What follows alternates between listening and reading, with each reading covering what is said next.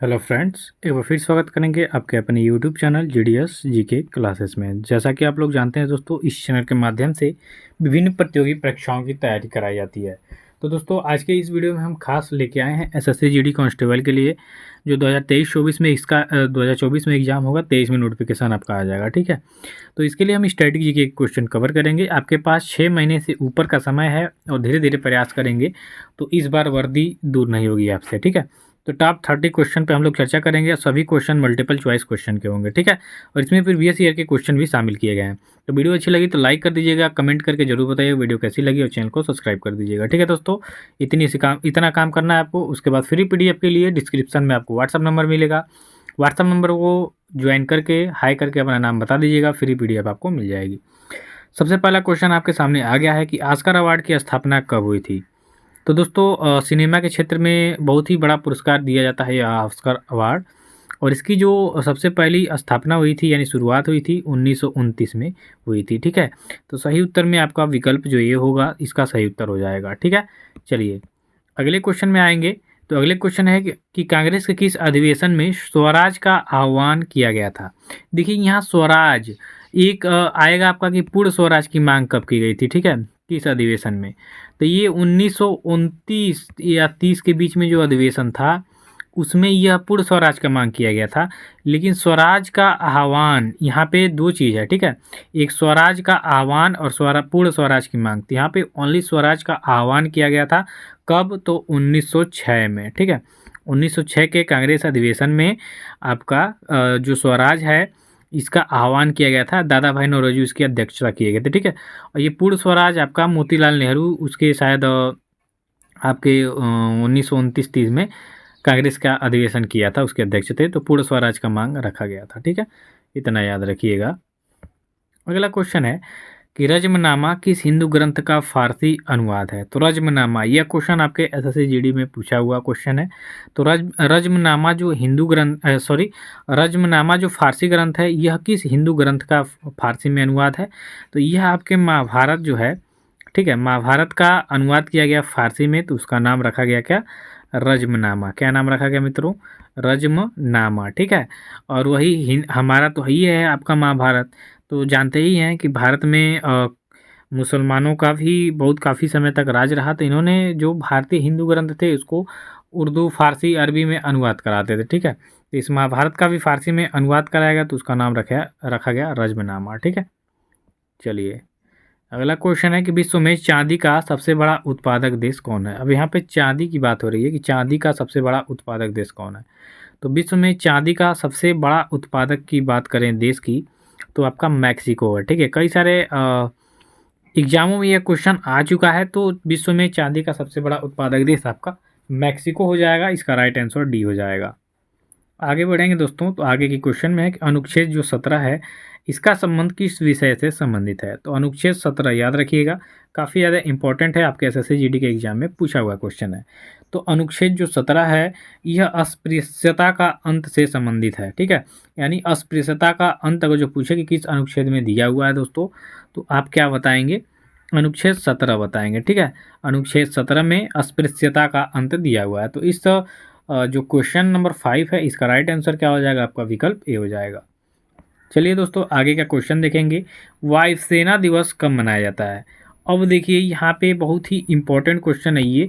ठीक है, क्योंकि अभी 6 से 8 के बीच में, ठीक है, 6 से 8 अक्टूबर के बीच में, 8 अक्टूबर को तो मनाया जाता है आपका वायुसेना दिवस। तो इसका सही उत्तर विकल्प बी होगा। लेकिन 6 से 8 के बीच में अभी एयर शो आपके प्रयागराज में किया गया है। ठीक है, प्रयागराज में हाल ही में अभी कल ही इसका किया गया था। जो वायुसेना दिवस है इसका परेड कराई जाती है, मतलब एयर शो किया जाता है। ठीक है, इसमें जहाज, हेलीकॉप्टर उनका प्रदर्शन किया जाता है वहाँ पे आसमान में। तो प्रयागराज में एशिया का सबसे बड़ा एयर शो किया गया है 8 अक्टूबर को वायुसेना दिवस के अवसर पर। ठीक है, तो भारतीय वायुसेना यानी जो एयरफोर्स है इन्होंने अपने तमाम जो चीज़ें थी उसका प्रदर्शन किया आसमान में, चाहे आपका राफेल हो, ग्लोब मास्टर हो, चिनूक हेलीकॉप्टर हो, ऐसे बहुत सारी चीज़ें थी जिनका इन्होंने प्रदर्शन किया। ठीक है, तो बहुत देखने का भी बना था। मैं यहाँ से, हम लोग तो वहाँ के नहीं हैं तो लाइव देख रहे थे हम इसे टीवी मोबाइल में। बहुत ज़बरदस्त प्रदर्शन किया गया प्रयागराज में। ठीक है, याद रखिएगा। और जो क्वेश्चन में आपके आता भी है कि वायुसेना दिवस 2023 का जो ईयर शो किया गया वह कहाँ किया गया था, तो प्रयागराज में किया गया था। इससे क्वेश्चन भी बन जाएगा आपका, ठीक है। अगले क्वेश्चन में देखेंगे कि 8वीं पंचवर्षीय योजना की जो समय अवधि थी कितनी थी। तो कब स्टार्ट हुआ था। वैसे पंचवर्षीय योजना जो है आप जानते ही हैं कि 5 वर्ष की होती है, ठीक है। 5 ईयर प्लान जो होता है, 5 ईयर प्लान, ठीक है। तो ये जो पंचवर्षीय योजना है, जो 8वीं आपकी पंचवर्षीय योजना है, इसका समय काल था 1992 से स्टार्ट हुआ 97 तक। तो सही, सॉरी, हाँ ये हो जाएगा आपका। 8वीं पंचवर्षीय योजना की समय अवधि 1992 से 97 तक थी। तो राइट आंसर यहाँ पे सी हो जाएगा, ठीक है। चलिए अगले को, सॉरी,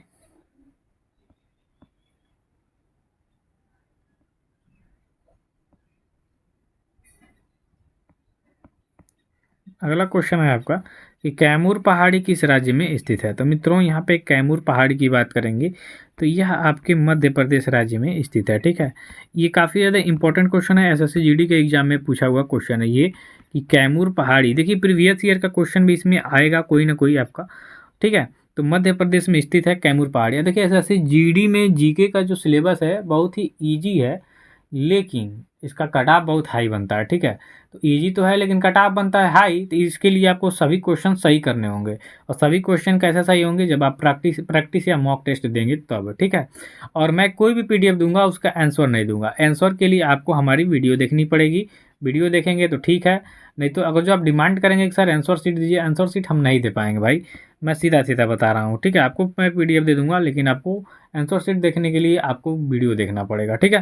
पहले बता रहा हूँ। अगला क्वेश्चन है कि निम्नलिखित में से किस बंदरगाह को डायमंड हार्बर के नाम से जाना जाता है।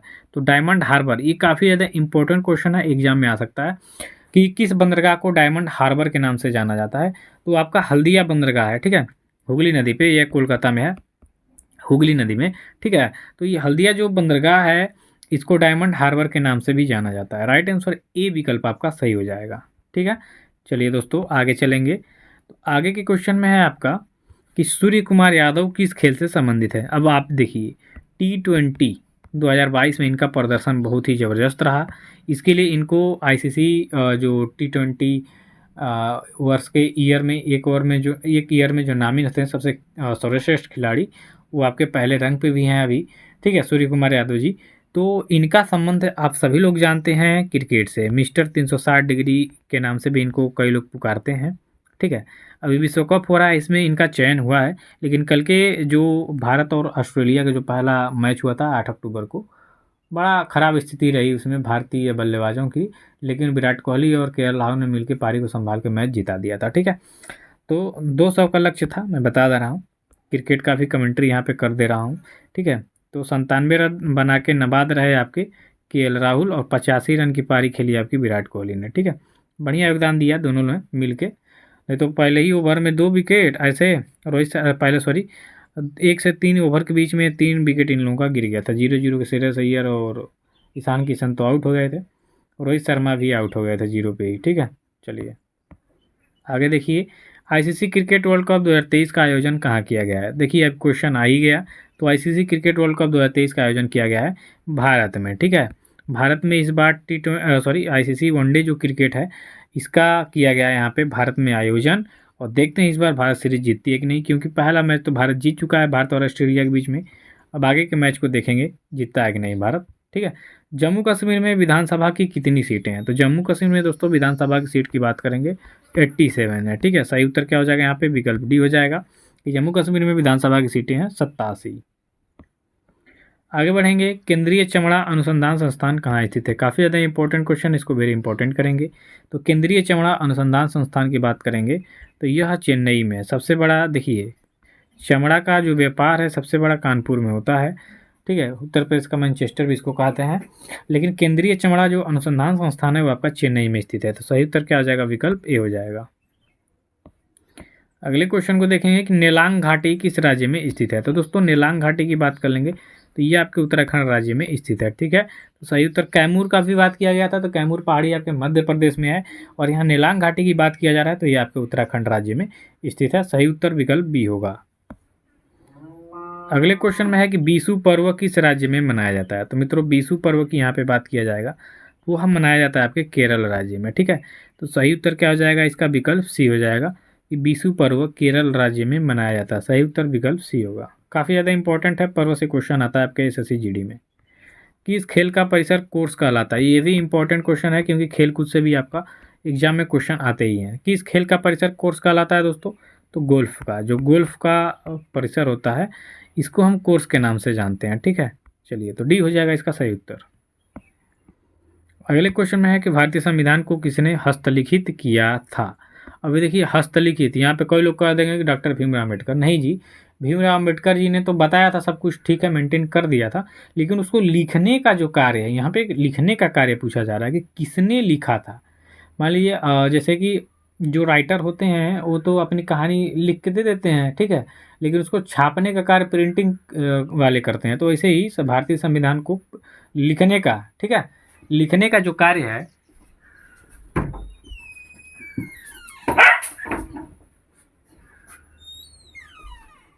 तो लिखने का कार्य किया गया प्रेम बिहारी नारायण रायजादा द्वारा। ठीक है, ये भी काफ़ी ज़्यादा इंपॉर्टेंट है, आपके एग्जाम में पूछता है कि भारतीय संविधान को किसने हस्तलिखित किया था, तो प्रेम बिहारी नारायण रायजादा पूरा नाम है, याद रखिएगा। हस्तलिखित है, हाथ से लिखा गया भारतीय संविधान, प्रिंटिंग नहीं किया गया, याद रखिएगा। भारतीय राष्ट्रवाद का जनक किसे माना जाता है, तो भारतीय राष्ट्रवाद का जनक माना जाता है दोस्तों राजा राम मोहन राय को। ठीक है, तो यहाँ आपका जो विकल्प बी है इसका सही उत्तर हो जाएगा। अगला क्वेश्चन है कि मिर्च महोत्सव कहाँ पर मनाया जाता है। तो मित्रों यहाँ पे मिर्च महोत्सव की बात हो रही है, यह मनाया जाता है आपके मध्य प्रदेश में। और यह क्वेश्चन आपके एसएससी जीडी के एग्जाम में, मैंने कई सारे क्वेश्चन पेपर देखे, इसमें एसएससी जीडी के एग्जाम में यह क्वेश्चन कई बार आया है मिर्च महोत्सव का। तो सही उत्तर यहाँ पे सी हो जाएगा, और मिर्च महोत्सव मनाया जाता है आपके मध्य प्रदेश में। अगला क्वेश्चन देखेंगे कि भारत में सर्वप्रथम फसल बीमा योजना का शुभारंभ कब हुआ था। वेरी इंपॉर्टेंट करिए इसको, एसएससी जीडी में पूछा हुआ क्वेश्चन है। तो भारत में सर्वप्रथम फसल बीमा योजना का जो आरंभ हुआ था या शुभारंभ हुआ था 1985 को हुआ था। तो यहाँ डी सही उत्तर हो रहा है आपका विकल्प। अगला क्वेश्चन यहाँ पे है कि अधिकतम राज्यों के साथ, ठीक है, अधिकतम राज्यों के साथ सीमा स्पर्श करने वाले राज्य का क्या नाम है। तो आपका उत्तर प्रदेश है, सर्वाधिक राज्यों की सीमा से इसका सीमा स्पर्श करता, लगभग 8 से ज़्यादा है। ठीक है, चलिए अगला क्वेश्चन देखेंगे। 1924 के कांग्रेस अधिवेशन जो बेलगांव में हुआ था, इसकी अध्यक्षता किसने किया था। ये काफ़ी ज़्यादा इंपॉर्टेंट है। क्यों इंपॉर्टेंट है अभी मैं बता रहा हूँ। 1924 के जो कांग्रेस का अधिवेशन हुआ था बेलगांव में, इसमें महात्मा गांधी ने इसकी अध्यक्षता की थी, और उसके बाद से महात्मा गांधी ने कभी भी कांग्रेस की अध्यक्षता नहीं की। तो एकमात्र क्वेश्चन में आता है कि एकमात्र कांग्रेस अधिवेशन जिसमें गांधी जी ने अध्यक्षता की थी, तो 1924 का बेलगांव कांग्रेस अधिवेशन। ठीक है, इसके बाद कभी भी महात्मा गांधी ने कांग्रेस अधिवेशन में भाग नहीं लिया। तो राइट आंसर बी होगा यहाँ पे। अगले क्वेश्चन की बात करेंगे कि वेदों की ओर लौटो का नारा किसने दिया था। तो मित्रों वेदों की ओर लौटो का नारा दिया गया था आपके दयानंद सरस्वती जी ने। ठीक है, तो सही उत्तर क्या हो जाएगा यहाँ पे, विकल्प सी हो जाएगा। अगले क्वेश्चन में है कि भारतीय संविधान की जो 10वीं अनुसूची है किससे संबंधित है। तो मित्रों जो देखिए काफ़ी ज़्यादा इंपॉर्टेंट कर लीजिए इसको पहले। भारतीय संविधान की जो 10वीं अनुसूची है ना, यह आपके दल बदल कानून से संबंधित है। काफ़ी ज़्यादा इंपॉर्टेंट क्वेश्चन है, एसएससी जीडी में ऐसे क्वेश्चन आते हैं दोस्तों, बात माने या ना माने क्वेश्चन आएगा जरूर। ठीक है, तो दल बदल कानून से याद रखिएगा। अगला क्वेश्चन है थावे उत्सव का आयोजन किस राज्य में किया जाता है। काफ़ी ज़्यादा इंपॉर्टेंट क्वेश्चन ये है आपका। तो थावे उत्सव का आयोजन किया जाता है बिहार में। ठीक है, सही उत्तर क्या हो जाएगा यहाँ पे, विकल्प ए हो जाएगा। आगे बढ़ेंगे दोस्तों। अगला क्वेश्चन है राष्ट्रीय मांस अनुसंधान संस्थान कहाँ स्थित है। चमड़ा का तो बात की तो चेन्नई में था। अब यहाँ मांस देखिए, मांस चमड़ा बात एक ही है। ठीक है, एक ही जगह से पाए जाते हैं शरीर से ही। तो जो मांस है ये मांस वाला आपका बरेली में है, ठीक है, उत्तर प्रदेश, और जो चमड़वा वाला है वो आपका चेन्नई में है। ठीक है, तो सही उत्तर क्या होगा इसका, बी हो जाएगा। अगर जो केंद्रीय चमड़ा अनुसंधान संस्थान की बात किया जाए तो चेन्नई में है, और राष्ट्रीय मांस अनुसंधान संस्थान की बात करेंगे तो यह स्थित है आपके बरेली में। चलिए दोस्तों अगला क्वेश्चन देखेंगे कि भारत का प्रथम 100% विद्युतीकृत राज्य कौन है। यानी 100% वहाँ पे विद्युत का जो फैलाव है वो पूर्ण रूप से हो गया है, सभी घरों में विद्युत मिल गया है, तो वह आपका राज्य है हिमाचल प्रदेश। और ये इंपॉर्टेंट क्वेश्चन इसलिए है, करेंट का क्वेश्चन है, ये आपके एग्जाम में आ सकता है। सही उत्तर सी कर लेंगे। ठीक है, चलिए सी उत्तर सही होगा इसका। अगले क्वेश्चन को देखेंगे तो आपका अगला क्वेश्चन है कि अमेरिका की जो संसद है इसको किस नाम से जाना जाता है। जैसे भारत का तो संसद है, तो अमेरिका की संसद को कहा जाता है कांग्रेस। अब देखिए ये काफ़ी ज़्यादा इंपॉर्टेंट है। भारत में कांग्रेस पार्टी, तो इसी कांग्रेस के नाम से अमेरिका का जो संसद है उसका नाम है। ठीक है, तो कांग्रेस इसका राइट आंसर हो जाएगा। अगले क्वेश्चन में है कि टमाटर में लाल रंग किसके कारण होता है। तो दोस्तों टमाटर में लाल रंग होता है लाइकोपीन के कारण। किसके कारण? लाइकोपीन। तो यहाँ पे सही उत्तर आपका क्या हो जाएगा?